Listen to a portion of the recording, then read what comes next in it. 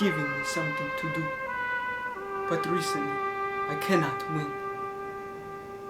Oh Lady Owen, how do you win?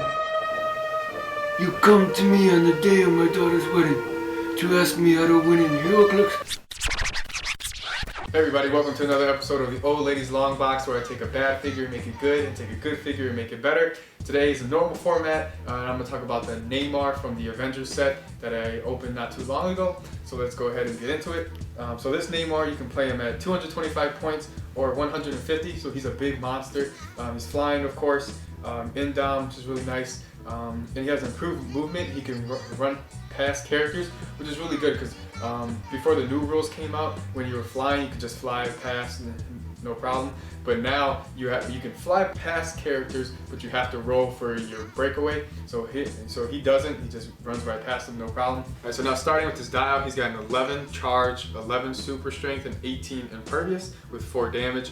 No target or no range, I should say. So he's a big, just heavy, get in there and punch people kind of guy. But it works out pretty well because the 11 charge, you can fly right past characters, knock them up. It's really good. And then he has a really cool ability called Imperious Rex, and it's a trait actually, so he has it his whole dial, and it's whenever Namor is hit or whenever he's given a second action token, which you can do all game because he has Indom. He gets a rage token, and then so when you attack, you can choose to throw away one of those rage tokens, and then your attack is penetrating damage for that attack. So that's really awesome because I mean you can just purposely give him the second action token, so next time you clear and then next turn you attack, and you can make sure you're doing the damage straight through. Really awesome. Alright, so this bad boy has 9 clicks of life. When you play him at the 225, he gets the extra 3 on top. And the extra 3, I'm not really sure if it's really worth it. The first click, I already told you, he's got charge, super strength, so you can potentially do 6 damage, and it could be penetrating if you give him the rage token and take it off. But his next click, he does have flurry, precision strike, which is really nice. You can make sure that he always does at least 1 damage no matter who he's hitting, and so if you multiply that by 2 with the flurry, so you get at least 2 damage if you're hitting the guy and you land it. And then the second click is exact same thing pretty much.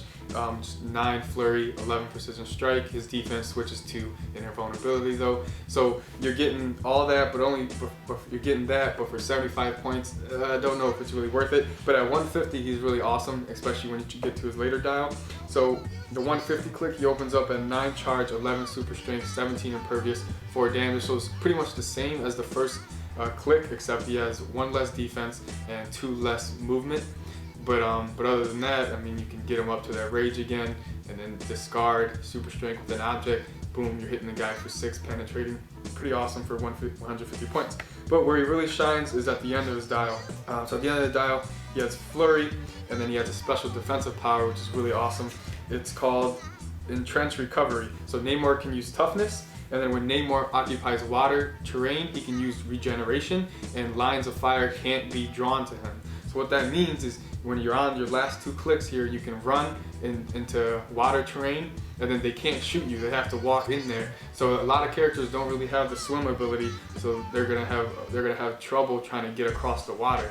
So this could come in handy because you can go in there, regen, and then the guys can't really do anything because they're gonna have to get in your face to attack you. So by the time they get next to you, you're already regenerated.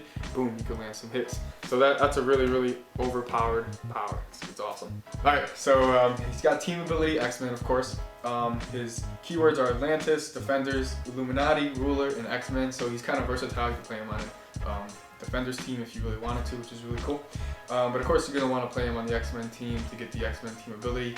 So it's going to help out with the regen. So now how to make this guy better, right? Well, you really can't. I mean, he's really good. There's not too much you can do.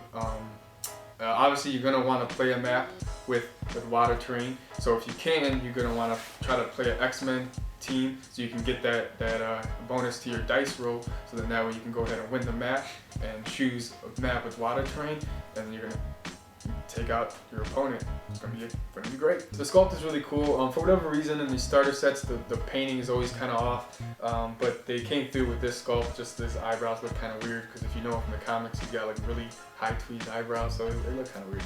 But other than that, it's really cool. And it's also a switch click because there's a team base for each of these sets that you get from playing in the event, which is really cool.